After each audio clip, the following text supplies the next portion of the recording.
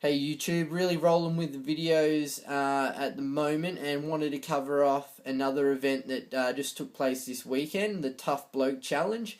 It was an obstacle course racing league sanctioned event and it ran on the Saturday and the Sunday. I chose to do the Saturday wave because it was a 2 lap event, so total of 16 kilometers, whereas the Sunday was just the 1 lap.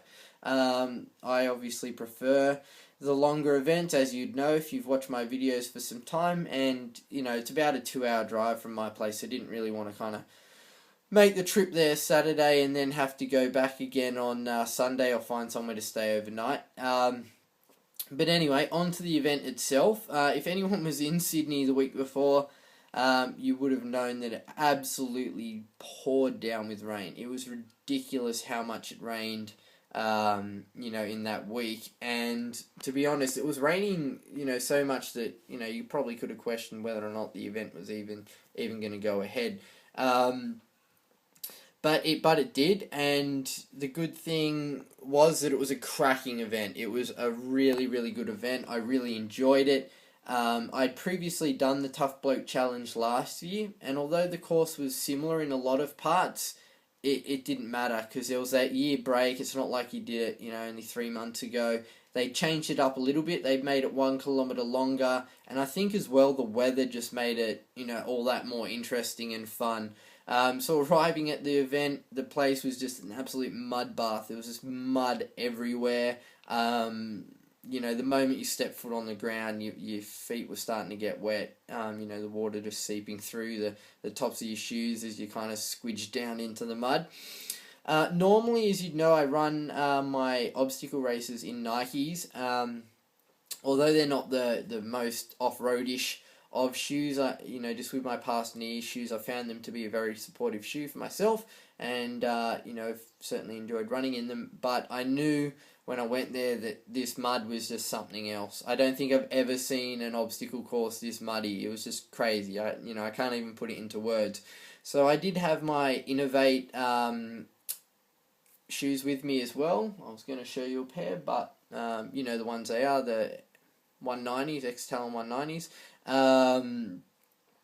But I took those and decided to use those in the event, and it was certainly the right decision to do. It was just way too slippery, way too muddy, way too wet to run in anything else.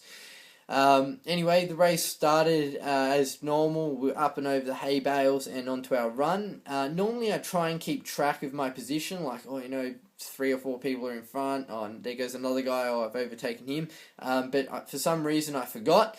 But quickly settled into a good pace, which I was happy with. Again, if you've watched my past videos, just after my ultra and that kind of thing, I have been suffering from a quad issue that's slowly getting on top of it. And look, it was kind of a late decision, I guess, to kind of do this one. And I went there with the mindset of, if everything wasn't right with my quads, I'd just jog it or walk it and take my... Well, not walk it, but, jog it and take my time. Wasn't too worried, but if I was feeling good, I'd keep going. Luckily, I was feeling good. Anyway, yeah, so, I won't cover all of the obstacles. A lot that they had from last year. You had everything from, cargo nets, timber frame ladders, monkey bars, mud crawl, tire carry. That was a new one, which was really good. And the... Also, the other good one, sorry, I was just trying to remember it off the top of my head, this creek crossing. Now, normally, when you do like a creek crossing or run up a creek in these obstacle races, it's, ankle deep, maybe knee deep in some parts, but because of the rain, it was waist high, or, in some parts, probably even, almost chest high, and they had a rope across so you could pull yourself through, and the water was just freezing cold. Anyway, for the first lap, I was going quite well. I was in touch with Jared Pace, who's a guy who I actually really enjoy racing against. He's a little bit, or not a little bit, he is quicker than me, there's no doubt about it. He came second in the Wagga Wagga Tough Nut challenge, and always seems to be a few positions ahead of me in these races. But I think he's someone... He although he might not go out super hard from the start, he's very good. He knows his pace, and he sticks to it, and he just crawls his way further and further up the ladder. And you saw that in this event where we started. We were probably looking back, around that 7, 8, 9 placings, and he ended up finishing 4th. So he just consistently improved. Anyway, I was with him and another guy to start with, and slowly Jared started to peel away from us, but I was managing to stay in touch with this other guy. And after the tyre carry, just because of the up and down nature of the course, on the way down, all the water was rushing down behind you. On the way up, the water was coming down, the mountainside or the hillside, I guess, and it was forming lots of little gullies and everything. And because it was literally puddles everywhere, you didn't know one step from the next what was going to happen. So you tried to stick to the edges, you tried to jump over the puddles that maybe looked a little bit deeper, and tried to keep a balanced footing. Anyway, after this tyre carry, just 3 times within the space of about 100 metres, I just took a step into a murky puddle that ended up being like knee deep, and smack, face first into the ground, get back up, brush yourself, keep running, do it again, and again, 3 times in a row. So kind of lost touch with, I think his name's Peter, during that section. And then also subconsciously you start thinking, well, shit, there's no point busting a knee or an ankle here, or even, with the branches that are cut off, if you push your hands down on one of them, when you're face planting, you wouldn't want a stick or something to go through your hand, or a rock or whatever. So unfortunately I lost touch there, but managed to keep going. Didn't really even, as I said, know my place at this point.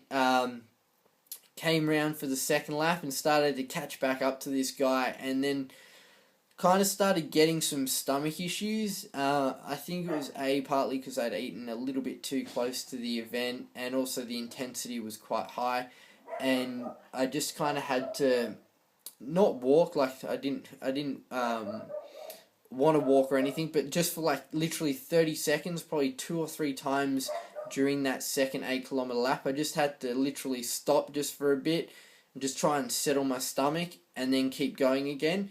And I knew from kind of finishing the lap, you could get quite a good look back how far people were away, and I knew I had a pretty decent lead over whoever was coming behind us, and I managed to stay in my current position all the way almost until the end, where I made a bit of an error. I looked at my Garmin and actually thought we had 3 kilometers left to run. Instead, it was only 1, and there was this guy coming up on behind me who, still had a significant lead over the person behind him. So I could see it was only one person. I was trying to will myself on, but my stomach was just getting worse, and I didn't want to push too hard to the point where I literally felt like I was going to be sick, or like literally have to duck into the bush and find some leaves or something instead of toilet paper. It was that bad.